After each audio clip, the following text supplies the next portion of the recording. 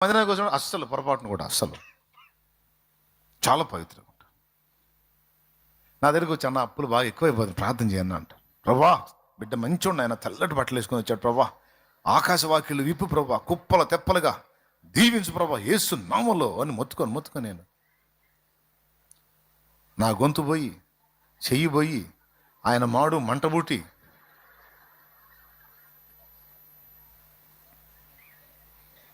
నేను ప్రార్థన చేశాను, ఆయన చేయించుకున్నాడు. మళ్ళీ దరిద్రం డబుల్ అవుతుంది.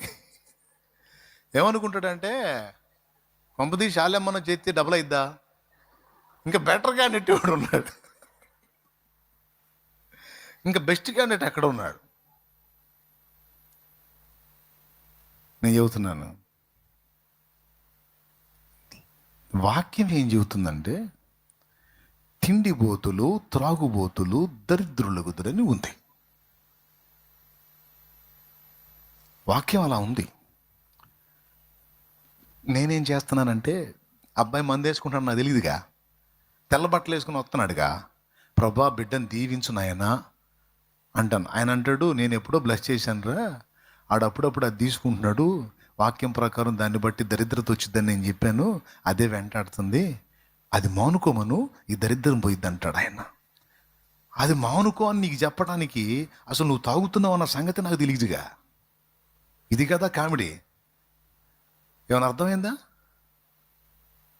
నువ్వు అశ్లీల చిత్రాలు చూస్తున్నావు నాకు తెలియదుగా, నువ్వు అక్రమ సంబంధాలు మెయింటైన్ చేస్తున్నావు నాకు తెలియదుగా, నువ్వు విచ్చలవిడిగా తిరుగుతావు, నా దగ్గరకు వచ్చాడు పరిశుద్ధుడుకుంటావు నాకు తెలియదుగా, నువ్వు నోరు తెరిస్తే శాపాలు పెడతావు దరిద్రంగా ప్రవర్తిస్తావు నాకు తెలియదుగా.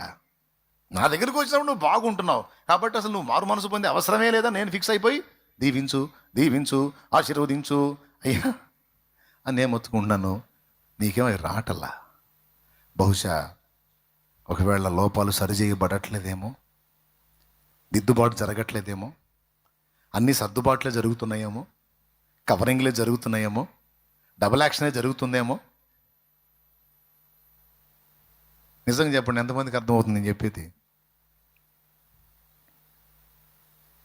నాకు చెప్తే తమ్ముడా నీకు ఎందుకని ప్రార్థన చేస్తున్నా జవాబు రావట్లేదు అని ఎవరినన్నా ఒకళ్ళని అడిగితే, ఏమోనన్నా నేను కూడా ప్రార్థన చేస్తున్నాను, తమ్ముడా నీకు ఏమన్నా అలవాట్లు ఉన్నాయంటే, అలవాట్లు అంటే పెద్దగా ఏం అలవాట్లు లేవన్నా, పెద్దగా అంటే ఏదన్నా అంటే ఎప్పుడన్నా ఒకసారి ఫ్రెండ్స్తో కలిసినప్పుడు మంది వేసుకుంటాను.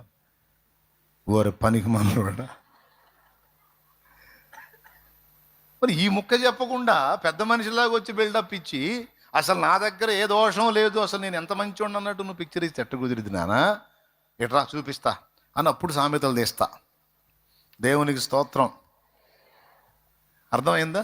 నీ దరిద్రానికి నా ప్రార్థన కారణం కాదు, దేవుడు కారణం కాదు, నేను కారణం కాదు, నా చెయ్యి కూడా కారణం కాదు, నీ దరిద్రానికి నీ తాగుడే కారణం అని నేను చెప్పలా, వాక్యం చెప్పింది అని సామెతలు చూపిస్తా. అదేదో అధ్యాయం వచ్చిన మీరే చూసుకోండి, 23వ అధ్యాయం 21వ వచనం. అదంట త్రాగుబోతులను తిండిపోతులను దరిద్రులగుతురు. నాయనా ఇక్కడ కూర్చున్న వాళ్ళలో ఎవరన్నా ఆ తరహా సమస్యలో ఉన్నోళ్ళు ఉంటే తప్పకుండా నువ్వు ఉన్న బంధకాల్లోంచి నా దేవుడు విడిపిస్తాడు, గ్యారంటీ. అయితే ఒక్కటి, నువ్వు దాన్ని వదిలేయటానికి హృదయపూర్వకంగా ఇష్టపడుతున్నావా లేదా, ఇది ఇక్కడ పాయింట్. తెలుసా మీకు? నువ్వు దాన్ని వదిలేయటానికి మనస్ఫూర్తిగా ఇష్టపడుతున్నావా లేదా, ఇది ఇక్కడ పాయింట్. ఒక తాగుడు ఏ పాపమైనా దాని తాలూకు శాపం నీకు తొలగిపోవాలంటే దాన్ని వదిలేయటానికి నువ్వు 100% మెంటల్గా ప్రిపేర్ అయ్యావా లేదా, అది కావాలి.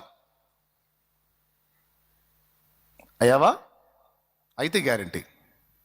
ఒకసారి ఆ వచనం చూడండి ఏముందో. త్రాగుబోతులను తిండిపోతులను దరిద్రులగుతురు, నిద్రమత్తు చింపిగుడ్డలు ధరించుటకు కారణమగును. అంటే సోమరతనం. కొంతమందిని చూస్తే ఏ కొంచెం ఖాళీ దొరికినా సరే ఇక పండుకొని గురకబెడుతుంటారు. ఊరగా పండుకోవటం కూడా ఇంట్లో దరిద్రమే. పెద్దవాళ్ళు తిడుతుంటే ఊడరా నువ్వు పొద్దు నిద్రపోతావు, నిద్రమోహం లే బయట అయ్యాలి ఏం లేదులే, అందుకని ఏం లేకపోయినా పోయిరారా ఎవరు నువ్వు అట్లనే పండుకుంటావు. కొంతమందికి ఇది ఒక దరిద్రం ఉంటుంది, ఊరగా పండుకుంటూ ఉంటారు.